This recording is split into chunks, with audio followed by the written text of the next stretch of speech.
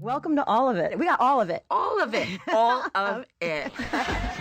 Our guest is Secretary Madeleine Albright, Bryan Cranston, Tank and the Bangas, Barry Jenkins, Celia Keenan-Bolger, Aaron Lee Carr, Esperanza Spalding, Gideon Glick, Helen Yoyemi, Fab Five Freddy, Benga Akanabe, Brene Brown, Tony Goldwyn, Tandy Newton, Jake Gyllenhaal. Welcome to all of it. Thank you so much for joining us. Hello. What a pleasure. Hi. This is so fun. I'll see you tomorrow. We're here every day, 12 to 2. Impromptu concert. I love it. I love it. I love it. I was there for the love of it. You must tell the truth. I'm sure everyone's perspective is unique. There's a lot of truth about the pain of being an immigrant, but they're jokes. We find the funny. It's our strength. At what point do you think women's health care will stop being a political issue? When half of Congress can get pregnant. Ran out of words, but we do what we do. We don't have no board, so we got to trade twos. So we trade twos. I was this really dope groove, and Alison was so nice to meet you.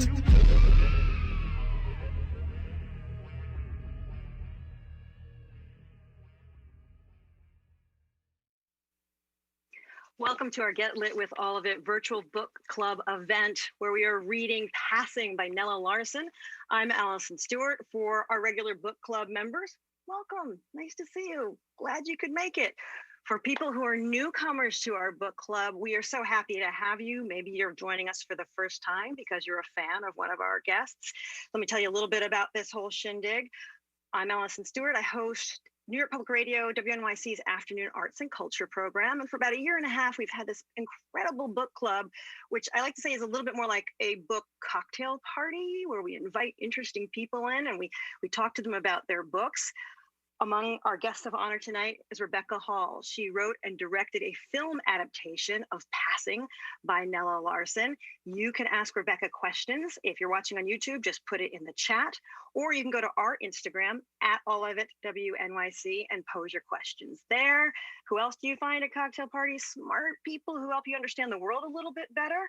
So we've invited Cornell professor George Hutchinson, who has written a biography of Nella Larsen. We'll talk to him a little bit about her real life story. And then you need music. We always have music at our book clubs. So Dev Hynes, who composed the score, you know him as Blood Orange, he will join us in a little bit later on to explain some of his work. So as you know, we have this terrific partnership with the New York Public Library, and they make it possible for people to download e-copies of the books we read.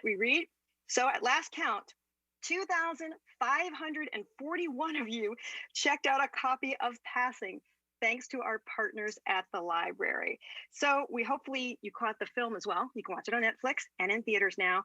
So without further ado, let's get to the guest of honor. Actor, writer, and director Rebecca Hall read the book Passing, but how could she know that this story that she would bring to screen would be adjacent to her own life story? You know the plot. Two light-skinned Black women meet again later in life, one of whom has passed, or white, and is married a fairly racist fellow. And, well, there are issues. Rebecca learned in her life that her grandfather had also passed for white in Detroit. She has made a visually stunning and thoughtful film of Nella Larsen's book, Passing. I'm really happy to welcome Rebecca Hall tonight. Hi, Rebecca. Hello, thank you for having me. So the story goes, you read Passing and you immediately went and wrote for 10 days and then shoved it in a drawer. Yeah. So the first part of the question is, what led to that initial flurry of writing? I think that the book had such a galvanizing effect on my brain is really the only way I can put it. I mean, I remember the feeling of being about 20 pages in and thinking, for a start thinking, this isn't at all what I thought it was going to be from the outset. I can tell that something is being subverted here. I can tell that there is a real mood to this book that feels evocative and atmospheric in a very distinct way, and it felt like a film to me, and it really moved me, and that was specific. That was about my understanding of my own family, because before I'd read the book, I didn't have any language or context for what was essentially a shrouded mystery in my family. On my mother's side, you know, there was a lot of maybe with this, maybe with that, I don't know. My father never said, I can't tell you, I don't know, you know, and that's complicated. There wasn't language in my family like passing. So when I read the book, it was sort of like a penny dropping, and me realizing that, well, this explains the secrecy. This explains why my mother doesn't know her grandfather's name or really any family on her father's side, because he obviously made a choice at a certain point. And I now know a lot more about his story. And I know that, you know, he did indeed, he was born into a Black family. He was racialized, socialized as Black. And then at a certain point in his life, he made a choice to pass for white. So the book, you know, you asked me, so what spurred it on? I think it was a sort of emotional firecracker, but it was also just inspiration. I don't know, sometimes you get hit by something and you can't stop thinking about it, and I don't think I would have been able to sleep had I not done something with the energy that the book gave me.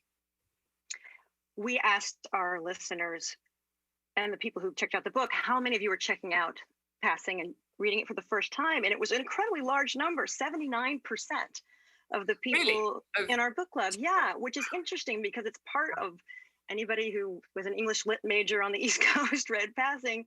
That sounded really elitist. I'm sorry.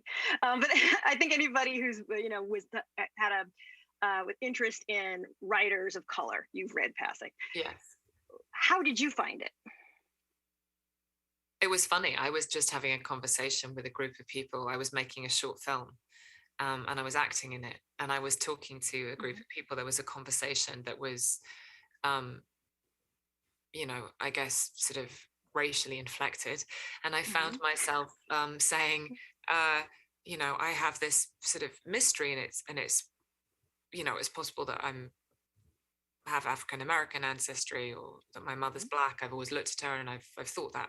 And the person I was talking to, who was, you know, an English man, white man, came to this short film shoot the following day and just handed me the book in paperback and was like, the thing you were talking about yesterday, it's this book, you've got to read it. And I had never heard it. And I remember looking at the cover of the book and thinking, what does that even mean? Why would anyone call a book Passing? Like, what does that word mean? And I took it off, and I didn't actually immediately read it. I remember kept walking around with the paperback for a while thinking, you know, what is this? And then it sort of started to burn a hole in my life a little bit. Then I sat down and read it, and I mean, as everyone knows, it's, you know, a slim novel. It's only about 93 pages long, and I read it in one sitting and then immediately started typing. I mean, I was really very affected by it. But then you put it away. Yeah. Why? You know, it's something like the book is very deceptive in that it feels so simple and it feels so slight, and yet it holds this magnitude of interpretation of so many different interpretations, of so many different important feelings about what makes you or any of us. And it was almost too much for me, you know, if I'm being completely honest. I can understand that. You know, I was 25. I was like, I've sort of spurted out this screenplay. It was an odd feeling for me because I had such precise ideas about how to make the film then, you know, and they all came bolting out of me. It's got to be black and white, and it's got to be like this, and it's got to be like this, and I didn't. It was all very tonal and sort of poetic in my head, and I just remember thinking, well, well, that's a good idea, Rebecca, but you don't know what you're doing, so you'll never stand a chance of getting it made like that. And I was frightened of it. I was frightened of its vastness, and I was frightened that I wouldn't have the capacity to pull it off exactly how I wanted to pull it off. And I thought I would come back to it when I'd made a couple of other films, because it was too ambitious. How about personally? Did you need to mature personally? Did you need and I needed to go on the process that I had to go on with my family and my mother specifically to get to the point where it was okay to share this and exorcise what has been so very hidden and shrouded for so long. And it's sort of, that's a bit chicken and egg, because it was sort of the process of making a film that did that. But, you know, it was also me getting to the point where I had some sort of ownership around it, I think, as well. I mean, not the content, you know what I'm saying. And to add just a nice another layer to it, I'm not sure people understand, your parents are extremely famous. Yes, in the UK. Let's add that in, right? Yeah, there is that too. Yeah. Personal question, and then we'll move on. You've been on book tour. You've had to discuss a lot of personal stuff. What's the rudest question someone's asked you? What's the rudest question someone asked me? That's good. Well, somebody did ask me, and I have to say I did. It wasn't directly rude, but it affronted me. Someone said to me, so obviously you got into this directing a movie because, you know, you wanted to talk to the actors about how to act, because that's what you've always done. So who was giving you advice about form and composition and shots and filming? And I found that very rude, because because it sort of implied that I had no idea about any of the processes of making film, or the frame, or what goes into the frame, when actually that's the thing that I was really interested in, you know, much more so than talking to actors. I was terrified to talk to the actors, but on the very basic level, because I couldn't think of anything worse than another actor coming over and telling you how to do something. And I was like, I don't want to do it like that. I've got to find a way to support them and not come at them like someone who also knows, you know, give them a line reading, essentially. I was terrified of that. So, you know, it really baffled me that person asked me that, because I'd never looked at it like that. I've always wanted to make films, and I'm a painter. I've always been obsessed with image and how you use image to tell a story. And so that part of it was very intuitive to me, actually. Everybody who's watching, I will remind you, you can put your questions for Rebecca Hall in the chat on YouTube, or go to our Instagram at allofitwnyc. We'll get to your questions in about 10 or 15 minutes. Let's talk about filmmaking. So in the book Passing, a lot of what we learn is through Irene's mind, her thoughts. And I can understand, it's obvious that would be difficult, or what the challenge would be to do that. But I'm interested in what that offered you creatively. No, it's a good question. I think it was actually very freeing on some level, because I had to find a visual language, or even an oral, like a soundscape, that all the ways, all the methods that you get, all the tools that you have as a filmmaker were at my disposal to try and do this thing. And it's not, you know, it's not an easy translation, because the book is very subjective. It's not first person, but it feels that way, even though everything is written about the inside of Irene's head. And that, in a funny way, even though I think the film is very faithful to the book, that's quite a severe translation, because you can't, you know, the obvious way to do it in film is to write a voiceover, or to have it to a best friend, or, you know, and all those things were out of the question, not least because if you did crack open Irene's head and give her a voiceover, it would all be lies anyway. So it's not you can't actually, she's not aware of, you know, her sense of being true to herself is very murky, sort of the point of it. So I had to find a visual landscape, a lot of it was about playing with symbols and juxtaposition and, you know, the idea over time that she's not seeing clearly, you know, and that's something that we played with a lot, whether it was, you know, very, very sort of macro things like the lenses are very soft sometimes. And so her perception and the depth of field of what she's seeing is literally sometimes blurry.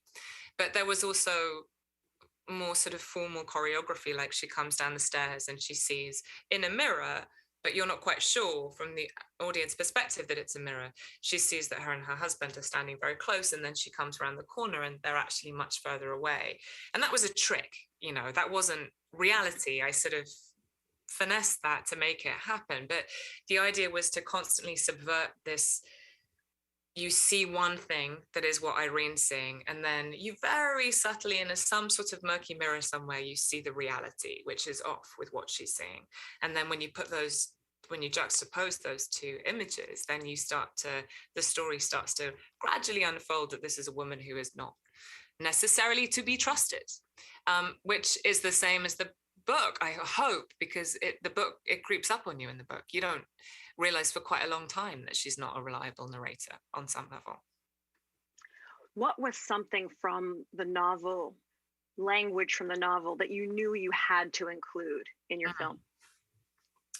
There was a lot. I mean, there's not all that much dialogue, funnily enough, since so much of it is told, you know, retrospect and those sort of things, but there's not that much dialogue. I think in the big town hall scene, the scene with Hugh Wentworth, that there was a lot of dialogue in that scene that is straight out of the book. And then there's a lot that I sort of conflated two sections of dialogue and added more to sort of make sense of it. And then I did something which was perhaps very on the nose with the line, "We're all of us passing for something," which isn't in the book. But I felt that feeling is in the book, and you're sort of getting to that point at that moment. So I felt like I had license to do that. But there's a lot of that dialogue when they're discussing the people that they're looking at that felt period specific, but also there's a sort of wit and dexterity to their banter together, which always struck me as very sort of, it's like a release in the book. Because Irene, you don't really see her talk in this sort of erudite, free sort of way. She usually speaks in such a held way, and that always felt like this sort of moment of release in the novel. And I wanted to try and capture that moment, this very sort of brief moment of seeing some of her true personality, and then it goes back underground again directly afterwards. Yeah. That first scene of Irene and Claire meeting is so important. Yes. When you were talking to your actors, Tessa Thompson and Ruth Negga, what were those conversations like? I mean, we had so many, and we were up against it. We had 23 days to shoot the movie. We didn't have a budget per se, that allowed us the luxury of rehearsals. So we didn't get as much discussion time as maybe I would have liked. I tried to. I ended up essentially kidnapping them for a weekend, and under the guise of come and have a weekend in the country, and I'll cook food. And we were able to take long walks and sit around and talk, and that weekend was really important, actually. And the discussions were all over the place, really. But I think the thing that the three of us landed on that felt the most significant was the idea of treating it like a love story, without it ever being explicit, without it ever being explicitly spoken, because Nella Larsen couldn't speak it, and it's still in the 20s, so you can't.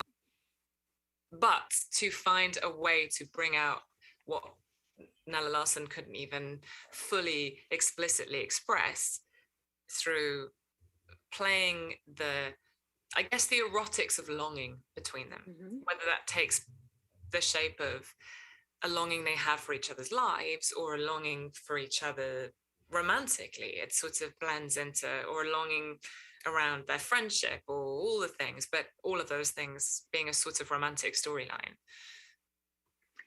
We asked our readers how many people thought there was a romantic love between these two women. 60% said yes, 40% said no. It's That's interesting. about right. Yeah, isn't that interesting? I'd say, yeah. Yeah. One of the things I really got from the book, and that I really liked the way you played with this in the film, was how like ticked off Irene is about Claire deciding she can come back. Mm-hmm. Because I've, in the process of my job and writing, I wrote a book about the first Black high school in the United States for African Americans. And many of the first Black graduates, because they were the children of, were able to read. So they were some of the first graduates of high school. Many of them passed over. And one older gentleman once said to me, "You can pass over, but you can't come back." Right. And that was the feeling. I just wanted to share that with you. No, I don't know if there's a question there. Say that. I love that you say that, because I find it to be really an interesting thing, aspect of that whole dynamic too, because it's such a, I don't know, it's so misleading. I think, you set out reading this book or watching the movie and you sort of assume it's going to be this sort of story about the moral consequences of passing. And it's not actually. I mean, if anything, it's about the moral consequences of trying to come back. And, or it's really about the consequences of how that affects everyone else, but and how they feel about themselves. But it's not the thing that it says on the tin, and I think that's one of the interesting ways. I'm going to take a couple of our audience questions. Alyssa on Instagram wants to know, "I just want to say thank you. As a white Hispanic in today's time, that book and movie meant a lot to me." Thank you. That was just a comment. Robin wrote, "A burning question for me. Did Claire jump out of the window or did Irene push her?" I was going to wait on that one, but okay, Robin. Okay, Robin, you had to ask it. Yeah. I mean, my answer for this, it's not going to please anyone, but my answer for this is always the same. Yes, Irene pushed her, and yes, John pushed her, and yes, she jumped, and yes, it was an accident, and yes, everyone had something to do with it, and no one had anything to do with it. It's all part of it. I mean, for me, it's it almost became, I had a very specific way of shooting that so that all of those things could be, on some level, true, and which was a sort of tricky ballet dance, but a lot of fun to execute. But it always struck me that it was much more interesting, more interesting, but it's difficult to say what happened. And like any of those sorts of strange moments in life, I doubt that anyone really would ever know. But it always felt to me very important that, regardless of what physically actually happened, Irene feels that she had something to do with it in the minutes afterwards. Lois would like to know, "I'm interested in all the way the two main characters mirror and reflect off one another." Because there are many mirrors in this film. There are literally many mirrors. I put them in to sort of like nail that one home, I guess. Well, I think they're sort of,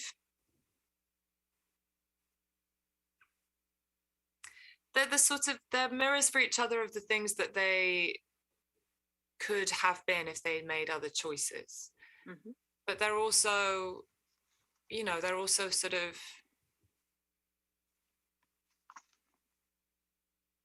they're also a little bit magical mirrors. Like they're the mirrors of, like I always think that the way Claire looks at Irene makes Irene feel whole. And so she's suddenly like, I'm at my most beautiful when this woman looks at me. I'm at my most complete, my most full. But it's dangerous because it's like a light beam that just stays there, and then it goes to someone else, and then she doesn't have it anymore. and that rocks her. And I think for Claire, Renee is perfect, which is also deceptive. So they're murky. The mirrors are murky. They show the other one aspects about themselves that they can't reckon with, and also things that they can reckon with, you know. I think Claire just finds her fascinating, you know, that she didn't leave, didn't feel the need to do that, has all this pride, lives this kind of honorable life, but it's a sort of flitty fascination because she can leave it just as quickly. Whereas for Irene, it's looking at Claire makes her realize all of this stuff about herself that she is burying deep, deep, deep down, which if she lets come to the surface is going to make her combust. I want to ask you about the character of Zulena. Yeah. She's much more present in the film than in the book. What went into that decision? I was always really struck by her presence in the book, and I wanted to make that immediate for a contemporary audience, because I think in many ways it's a way of highlighting another aspect of identity performance, in as much as it relates to class, because I was very interested in how Irene's relationship to her staff reveals Irene's discomfort with herself. Like, she doesn't know how to be the lady of the house on some level.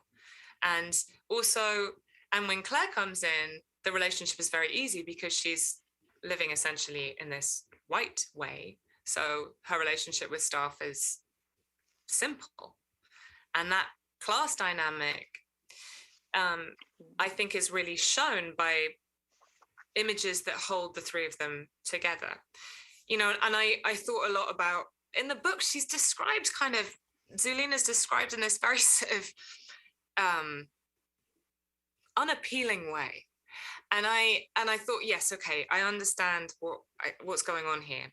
But I wanted to cast someone who was the same age as the other two women, objectively attractive, beautiful, like the other two women.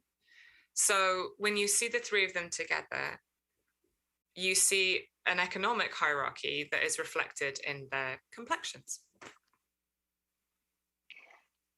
Because that's the only thing separating them, I suppose, is what I'm getting to. Yeah. Claire says in the book and in the film, I think being a mother is the cruelest thing in the world. What did you want to explore about motherhood in this film? I think it's one of the ways I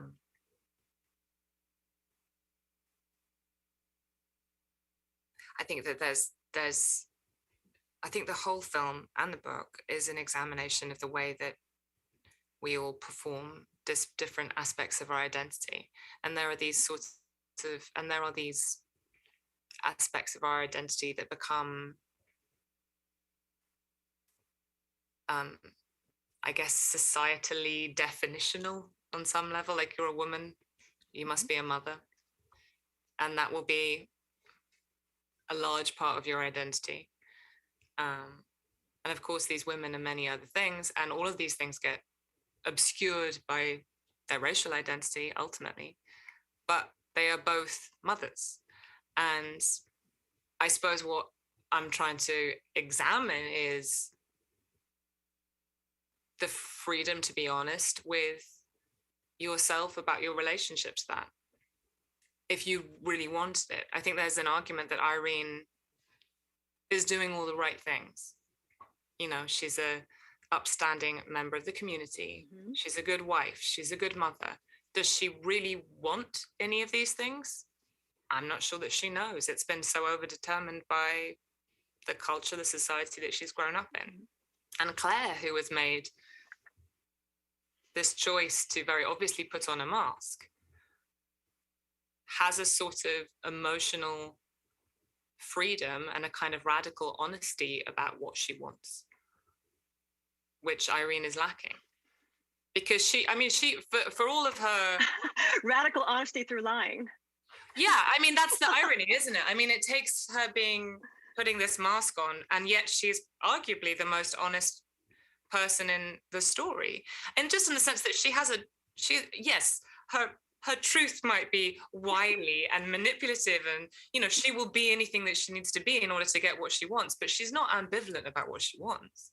And nor is she ambivalent about how she feels about things. You know, she is capable of saying, you know, I'm a mother and it's a nightmare for me, which is like, what? Mm-hmm. And there's a sort of freedom in that, you know, being able to call out the discomfort that you sit in around these things that you're meant to feel perfect about all the time. And for the 20s, I think that was kind of radical of Nella Larsen to be talking about. As subtly she does it, but it's still there. Well, I'm going to take one more question from our audience. This is from Julia. Rebecca, please comment on your actresses. I was mesmerized by how they embodied women of this era, tone, and gesture. How did you come upon these two wonderful actresses, Tessa Thompson and Ruth Negga? I mean, they're two of the finest actresses working today, without question. And these were some very complicated and nuanced parts that they got to play. So their full range of their talent is on display. And it was such a joy to witness. I can't even begin to express that enough.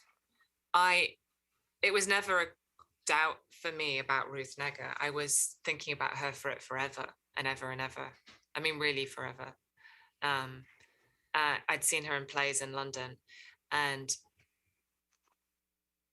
I asked her if she wanted to do it, and she said yes. She read the script and she loved it, and I assumed she'd want to play Irene, funnily enough.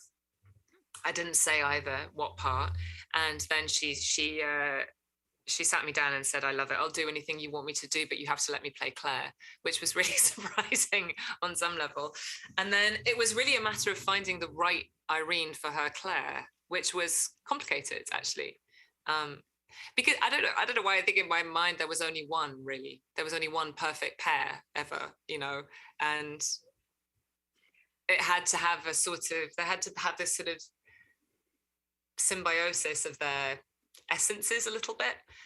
And I think they share, as actors, they share a really rare quality, which is the capacity to exist completely from gut and instinct and truth, but also employ the mind and think about things in terms of logic and emotional, you know, detail, and finding subtext and all of these layers upon layers upon layers.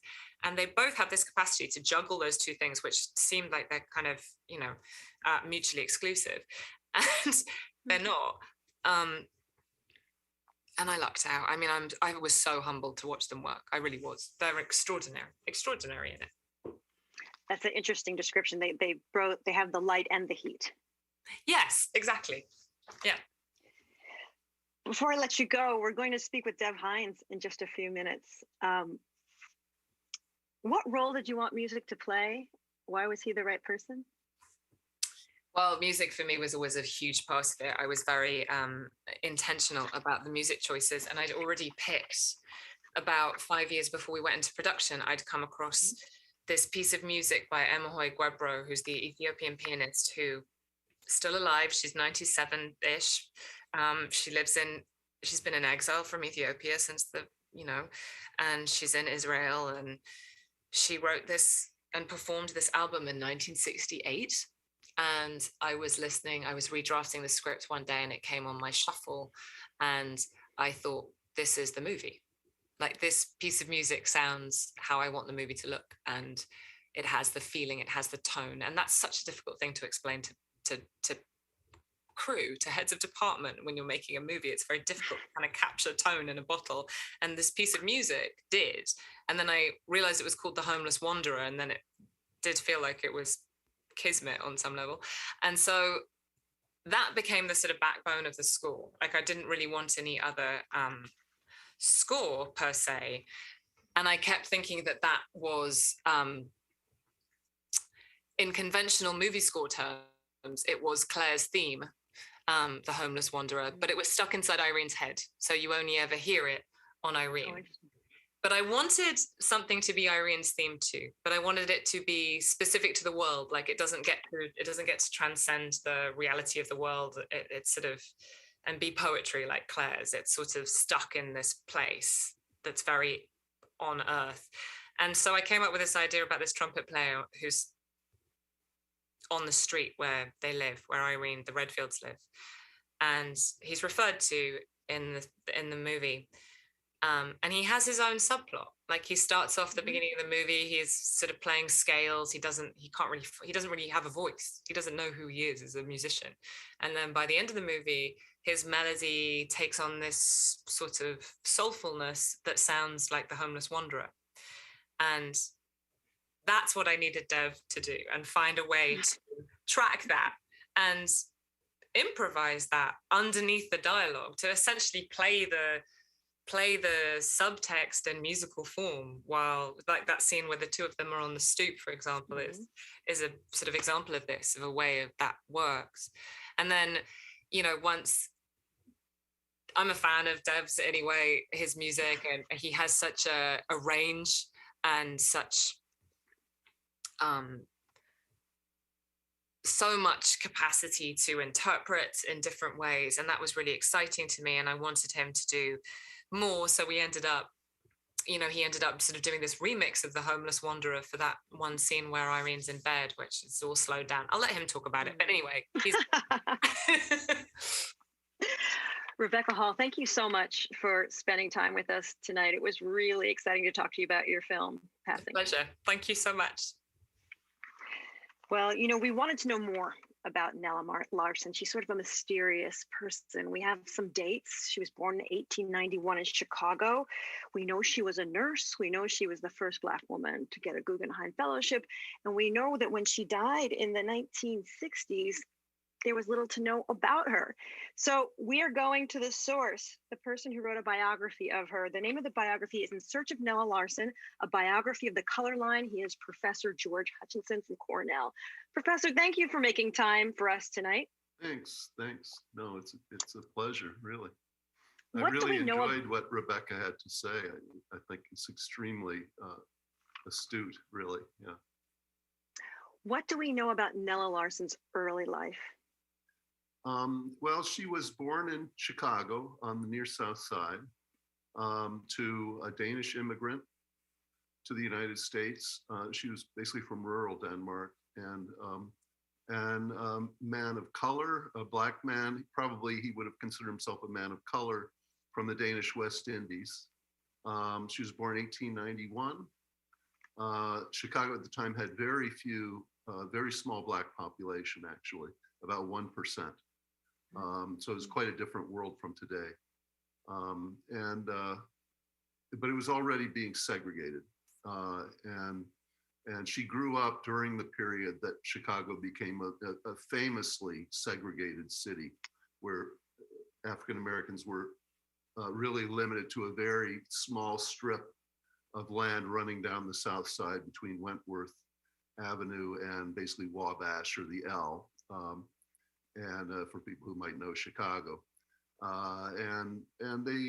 she was born in the Vice District at a time when interracial liaisons, romantic liaisons were very, very. They were considered part of the underground. You know, they were shameful and kind of invisible. Basically, they were associated with prostitution and just kind of the lowest of the low. And this is something that Nella Larsen was always painfully conscious of throughout her life. And by the time she was becoming known as an author, she would not talk about her past. She didn't want people to know where she had come from. You know, it's interesting. I want to interrupt you for one moment. Yeah. You said the dividing line was Wentworth. Yeah. That's one of the last names of the characters, of the white character. Yeah, that's true. Yeah, you know what? That's a great point. I didn't even think about that. That is amazing. I mean, I worked with that stuff forever, but yeah, that actually that fits really well. Yeah. Where was she educated? Where was she educated? Okay, so she went to the Chicago Public Schools. She started a little bit late. She may have gone to kindergarten on your South Side. The kindergartens at that time in the early 90s, early 1890s, were mostly for like German and Scandinavian immigrants. You know, it was a new kind of progressive form of education. So she may have gone to kindergarten, but then her mother took her to Denmark, and along with her sister, who was white, because the father disappeared very soon after Nella was born. And then the mother, she didn't technically marry. She picked up with a white Danish immigrant named Peter Larsen, hence the name Larsen.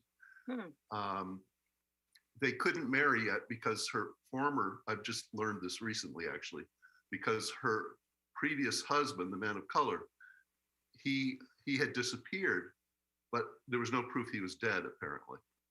And therefore she couldn't remarry for 7 years. If he were gone, there's a Enoch Arden law, so to speak, where after a certain number of years, the person can legally remarry. But anyway, so the mother eventually, you have to realize that a white woman just walking down the street with her colored daughter is going to automatically be considered a prostitute. And so it was a really very difficult situation for them. So she took both girls to Denmark with her to live with family in rural Denmark, and for probably 3 years, but I don't know for certain. What I do know for sure is they came back in 1898 when Nella was about 7 years old. And that's when she started public school in the United States, in Chicago. So she grew up in the public schools. When she finished a couple of years of high school, then she went to Fisk University, to the normal school at Fisk University. That's the school for preparing teachers, as some older people know. And this is really remarkable because, as I'm sure you know, Fisk was like one of the great institutions of the race. And it had a lot of, established Black families, represented there, children from bourgeois families, mostly from the South. But there was at least one other student of her class who was from Chicago. And her family, they were working class. They didn't have a lot of money. And how did they manage to pay for her to go to Fisk? Probably it was her mother's dressmaking that had a lot to do with her. Her white stepfather was a streetcar conductor. Her mother, we know, was a dressmaker, basically throughout her life. And late in life, had a very prestigious clientele around LA, actually. But I've recently learned too that she had an uncle who lived in Chicago. He had immigrated in 1905. He was a younger brother of her mother. And he may have had something to do with it. He was a coal yard manager. How did she become part of the Harlem Renaissance? How did that happen? Okay. So it starts with Fisk, but then she got expelled from Fisk, basically. Oh. Yeah, after a year, she got thrown out. They told her not to come back, along with several other girls. And there had been a kind of a rebellion against the social code and the dress code for girls at Fisk. And she probably was involved in that. They threw out about 7 girls at the same time. But anyway, so then she went back to Denmark again. That didn't work out. She returned to the United States. She was there for probably 3 years, returned to the United States and entered nursing school in New York City. It's a Black nursing school in a mostly white hospital in the Bronx, Lincoln Hospital and Home. And through that, as she became a nurse, she started to mix. She was very good. She was highly regarded by them. Through them, she began to meet more kind of, not quite bourgeois, but more upper class African Americans who were connected because through the National Nursing Organization for Black Women, and she begins to mix and get to know other people. She went down to Tuskegee after she graduated and became the head nurse there. Again, there she's able to mix with more, established African Americans, and kind of to learn to become Black, so to speak. Although she always felt like an outsider in all these situations, and that fits a lot with what Rebecca was saying earlier. Larsen always felt herself to be on the outside, and therefore had a peculiar kind of perception of the different roles that people were playing in their identities, so to speak.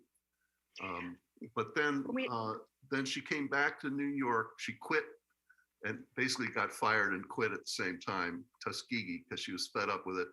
Came back to New York, worked in the nursing school, became more and more connected with the Black elite of New York City, Brooklyn and Harlem. And through that met Elmer Imes, whom she married. And he was from a very high post Black family, African-American family. He was the first Black physics PhD in the United States, and well-connected friend of W.E.B. Du Bois and people like that. And that really got her in to the higher classes of African Americans. When Passing was initially published, what was the reception? It was kind of peculiar. It was generally good. A lot of the middle class African American reviewers in the newspapers, like the Amsterdam News and Pittsburgh Courier, they really liked it because they felt, oh, she's putting the best foot forward. They really misinterpreted the novel badly. But it was partly framed by the fact that a few months earlier, Claude McKay had published a novel called Home to Harlem, which they hated because it was all these lower class. They thought he was, airing the dirty laundry of the race, so to speak, by focusing on lower class figures and,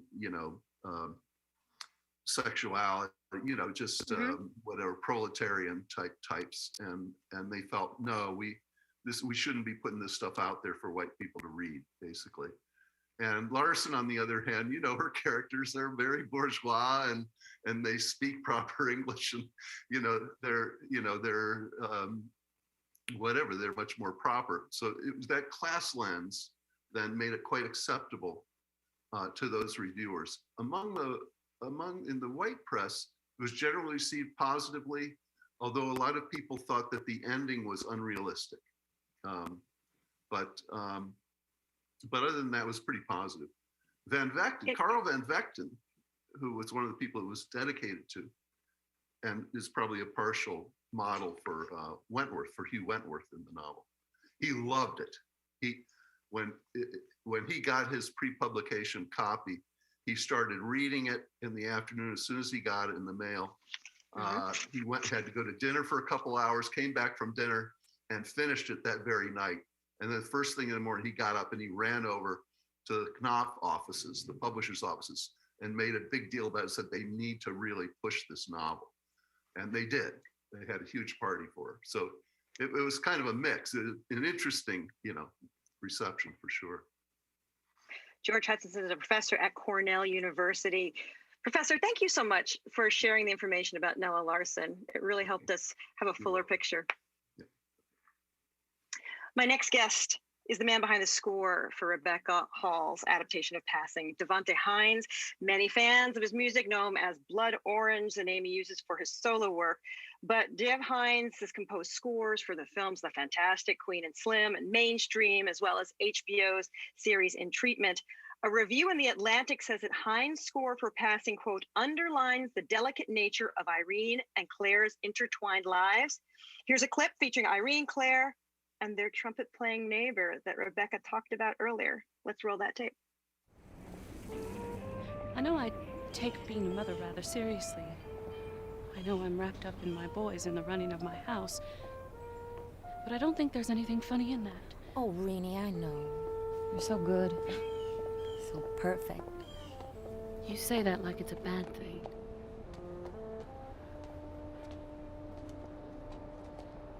Let's sit here a minute.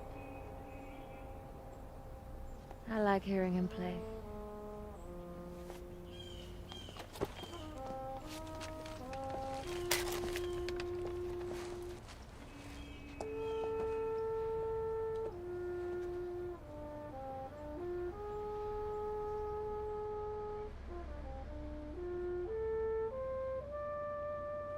Don't think whatever happens, I'll ever forget how good you've been to me. What are you talking about? I mean it.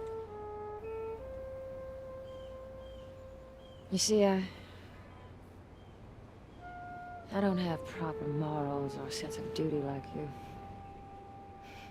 You're talking nonsense. But it's true, Weenie. Don't you realize?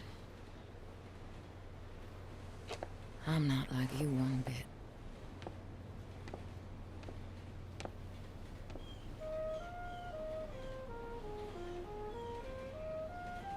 Why, to get the things I want so badly, I'd do anything. Hurt anybody. Throw anything away. Anything.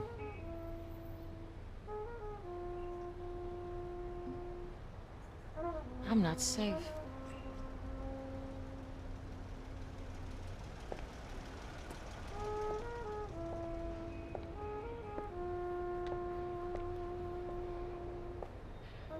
Claire, stop it. What you're saying is wrong. You've always had so much, you haven't given up a thing.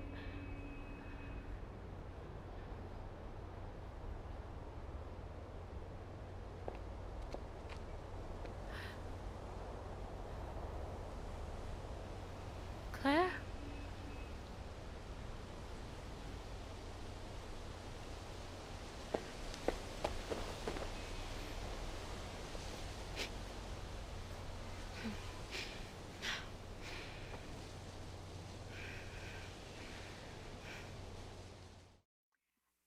And Dev Hynes joins us now. Hey, Dev. Hi. So what drew you in to this project? Why was this interesting to you? You have so much going on. Well, honestly, the story is incredible. There's a lot of things. That's why I paused, because there's a lot of things in it that I think meet my taste, interest, and things I hope for as a fan and consumer, which is kind of something that drives anything I want to do, really. I think of it as being the person receiving it. And so, yeah, it was such, the book's incredible. And the way that Rebecca was choosing to tell this story, I thought was so incredible and also challenging, because the book in itself is challenging. It was challenging when it came out, and it's challenging now, I think, for people. And so filming that, I think it takes a lot of courage. And I've always been someone that thinks, I have very high hopes for audiences, and I love people that respect that and understands that audiences aren't stupid and want to be challenged, because I think a lot of people don't think that. So that was like so attractive to me, even beyond all the different themes within it. Like, just that concept in general of making something like that is what I long for. How did you decide on the instrumentation? It's very clean. It's you on piano, and I'm blanking the trumpeter's name, Mike Rocha. Is that right? Okay. What inspired that combination? Well, a lot of conversations with Rebecca, and Rebecca had a very clear vision of this film, and so I loved that idea of working within. I don't want to use the term restriction because it doesn't restrict, but it's structure, scaffolding. Yeah, yeah, because even the cinematography of the film, like even the fact that it's in black and white and that it's in 4:3, and I've heard talk about the idea of them literally being trapped, in this tiny aspect ratio, and I think the same thing can be said about the horn. You could look at it as this. There's only so much you can do with that instrumentation, but I think it actually allows you to focus more on the story and what you're trying to say, and in a way you can truly show thought process and change and growth. And if you look at Tessa's performance in the film, you really see these changes and these thoughts and the way they're manifested and growing branches and and spiraling off, and so to me that's tied in with the idea of just instrumentation and the story that tells throughout the film. Music in the film is often it's diegetic, like we hear it as the characters hear it. Yeah. What appeals to you about that, and why does that work for this story? It's appealing to me as someone who is sometimes almost to a fault quite obsessed with the idea of truth and honesty within creation of something. I don't always play with that, but it is something that's always on my mind and something I do think about a lot. So actually working within that for this film is the coolest thing for me. It was so fun to try and do that and to work with those sounds. And as to why it works in the film, I guess, like, again, I can answer as a fan, as someone who's watched the film, rather than someone who's like worked in it. But I don't know, to me, I guess quite simply, I can't imagine that this film with a, like, I don't know, if there was just like this music that wasn't connected, because everything's so precise in this film. And I think it would take you out because, as I said before, it's quite a challenging film. And I think part of the beauty of it is that almost from the opening frame, you become locked in. The sounds happen. It tells you what, essentially, like, this is what we're going to be doing. You hear those street sounds and the horns and, trees and people talking, and so you kind of like brought right in there. And I think it's amazing. It almost grabs you like in a hold until the credits happen. And so I think if we, if there was outside music happening, I think it would snap that. So as you were describing how we are, as the viewer, are immediately captured, and you're here in it.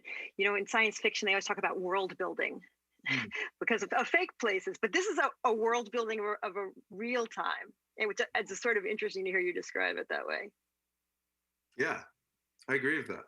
I really think that. And it's funny that you brought that up because I was reading recently an essay of Ursula K. Le Guin, science fiction writer, where she was basically talking about the idea of dismantling genre, and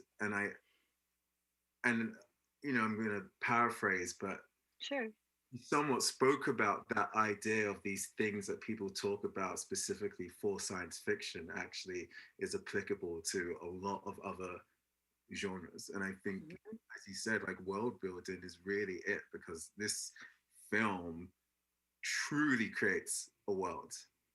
And, you know, you see every corner of it, and it's, I don't know, it's incredible. I want to play that piece of music that Rebecca referred to before, The Homeless Wanderer by that Ethiopian musician, and we can talk about it on the other side. Let's listen.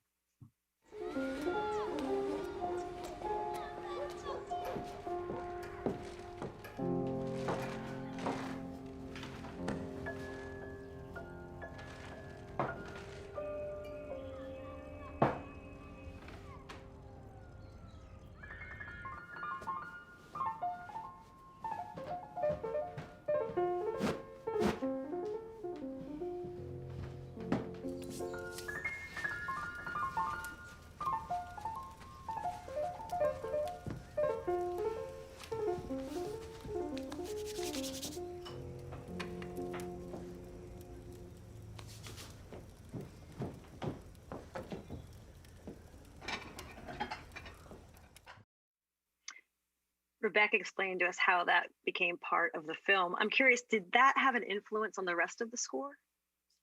Yeah, definitely. Definitely. I really tried to use a lot of those phrases and terms within the horn parts, and then there's a moment in the, I think Rebecca referenced it in this like headache dream sequence that Irene has, where I played additional piano and slowed it down and became quite reverby. But yeah, it was a huge influence. Even like for me, looking at that piece of music, on a musical level, it spoke to my idea of the story in regards to, I you know, it's obviously quite jazz influenced piano playing, but I also hear so much counterpoint in it and almost like Bach influence, you know, these like really kind of old white like classical motifs, which was really interesting to me, and actually speaks to my upbringing in music also personally. And so so I really tried to pull from that a lot in writing those parts. Now, when people stop watching this and then go Google about this score, they're going to find that there's it's going to be like this. Wait a minute, y'all. When you search for it, it's going to be a score online. They'll come across passing music from and inspired by the original motion picture. Yes. What's the relationship between the score and this piece of work of yours passing music from and inspired by the original motion picture? Well, you know, like I've always wanted to do a inspired by record, just in general in my life. I've always loved that concept, like, because it's obviously amazing to write music for film or TV or something that exists.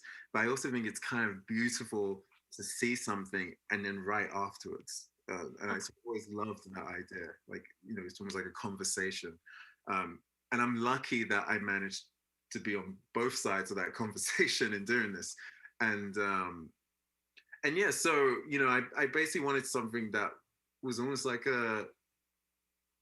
I guess like a companion piece, or, you know, like after you've seen the film, maybe listen and maybe like images can come into your head from the film. You know, a lot of that music doesn't appear, but every single horn part that's around all the piano pieces that I made inspired by is in the film. In some form or other, every single one of those horn arrangements is within the film. So yeah, it was just, you know, I was inspired by the film, which is, you know, funny because I worked in it, but it did inspire me every time I saw it. So yeah, so I thought it'd be a nice little thing. It's sort of it's a nice echo of what Rebecca did. She read the book and then was inspired to write. Right, yeah. She made the film that you did the scores for that inspired you to make it for the record. Yeah, it keeps going. I mean, honestly, it keeps going. It's it's so incredible. I mean, not to get like saccharine about it all, but it is incredible. You know, these are the things that actually make me feel good and inspire me in life. Just the idea that, you know, Nella Larsen could write this book so many years ago, and it just, you know, reverberates and keeps going and keeps finding meaning in the world. I have to ask for Blood Orange fans. We need to know. Any other projects in the works? For the two that have logged in, I think more than that. Yeah, this stuff I gotta dig in, you know, I gotta fine tune it, but it's there. It's always gonna exist, you know. It might take a few years, but it's always gonna happen. Dev Hynes, thank you so much for being with us tonight. It was really great to have you part of this whole program. Well, thank you. Such a pleasure. And thank you to everybody who tuned in. Of course, thanks to Rebecca Hall, to Professor George Hutchinson, and Dev Hynes. We were really excited to have this conversation about Nella Larsen's life and work. We also need to thank our partners at the New York Public Library, Tony Marks, Andrew Medlar, and Brian Bannon, our friends at the Green Space, who make this all happen. Jennifer, Ricardo, David, Emma, and Utski. Utski's last day. We're going to miss you so much. And finally, Team All of It, the group that produces Get Lit. Megan Ryan, Jordan Law, and Simon Close. And that is a wrap on Get Lit 2021. Thank you so much for spending time with us for our last Get Lit of this year. We'll kick it all off again in 2022. I'm Alison Stewart. Good night.